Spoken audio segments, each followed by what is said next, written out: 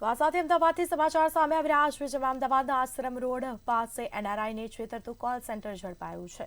સમગ્ર મામલે હાલ તપાસનો ધમધમાટ શરૂ કરવામાં આવ્યો છે। તો આ કોલ સેન્ટર ઝડપાયું છે, કેટલા સમયથી કોલ સેન્ટર ચાલતું હતું તેને લઈને પણ તપાસ થશે।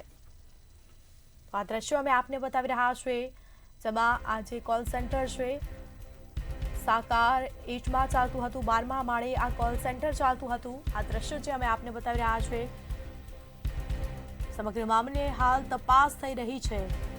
24થી વધુ યુવક યુવતીઓ એનઆરઆઈને સસ્તી દવાના નામે ફસાવતા હતા, ડોલરમાં રકમ પડાવતા હતા, જેમાં 100% શુદ્ધ આયુર્વેદિક દવાઓનું કહી અને રૂપિયાઓ પડાવતા હતા। ઘરે બેઠા ડિલિવરી કરી આપીશું કહીને ડોલરમાં રકમ પડાવતા હતા।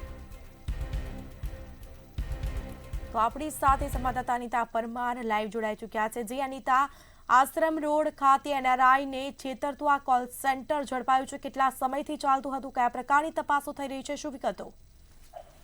જી સ્મિતા, આશ્રમ રોડ પર આવેલ સાકાર 9ના 12મા માળે આ જે કોલ સેન્ટર જે છે તે ચાલી રહ્યું હતું।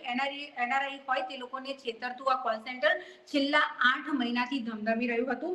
આશ્રમ રોડ પર આવેલું આ જે સાકાર બિલ્ડિંગ છે ત્યાં આગળ મુન્દ્રાઇઝ રેમેડી કેર પ્રાઇવેટ લિમિટેડ કરીને આ જે કોલ સેન્ટર છે તે 100% શુદ્ધ આયુર્વેદિક દવાઓના નામે ઘરે બેઠા તમને ડિલિવરી કરી આપીશું તેવું કહીને ડોલરમાં પૈસા જે છે તે પડાવતા હતા। વસ્ત્રાલમાં રહેતો અભિષેક પાઠક જે છે તે આ કોલ સેન્ટર ચલાવતો હતો અને તેની સાથે 24 જેટલા વધારે યુવક અને યુવતીઓ જે છે તેઓ લોકોને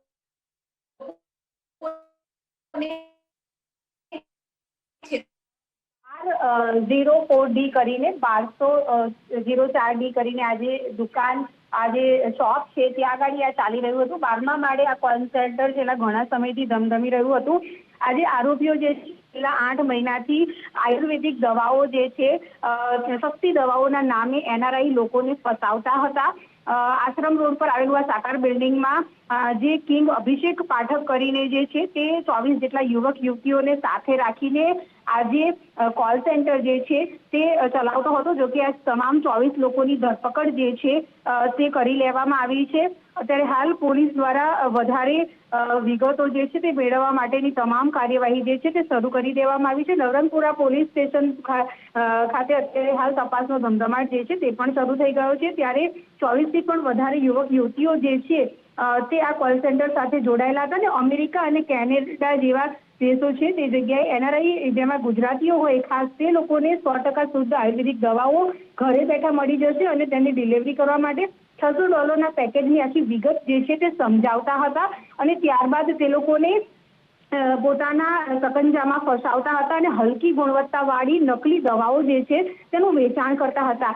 આ એક મોડસ ઓપરેન્ડી જે છે તે આ કોલ સેન્ટર દ્વારા ચલાવવામાં આવતી હતી અને વિદેશના જે નાગરિકો જે છે અને એમાં પણ ખાસ એનઆરઆઈ ગુજરાતીઓ છે તે લોકોને છેતરવાનું આખું કૌભાંડ જે છે તે આમના દ્વારા કરવામાં આવતું। ગ્રાહકોને સતત અહીંયાથી ફોન કરવામાં આવતો અને સામાન્ય રીતે જેવી રીતે ગુજરાતી વાત કરે છે તેવી રીતે વાત કરીને સસ્તી દવાઓ જે છે તે એનઆરઆઈ હોય તે લોકોને વેચતા હતા, ડોલરમાં પૈસા કમાતા હતા અને છેલ્લા 8 મહિનાથી આજે તમામ આરોપીઓ જે છે તે આવી રીતે લોકો સાથે છેતરપિંડી કરતા હતા।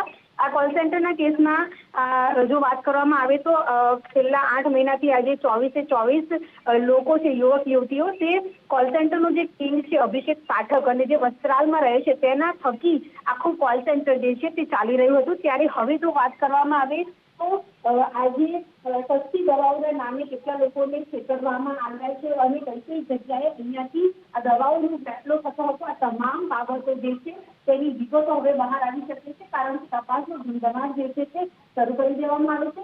ખાનગી એજન્સી દ્વારા અચાનક રેડ પાડીને આ જે કોલ સેન્ટર છે તેને પકડવામાં આવ્યું છે અને હવે આજે 24 જેટલા લોકો છે તે લોકોની ધરપકડ કરવામાં આવી છે।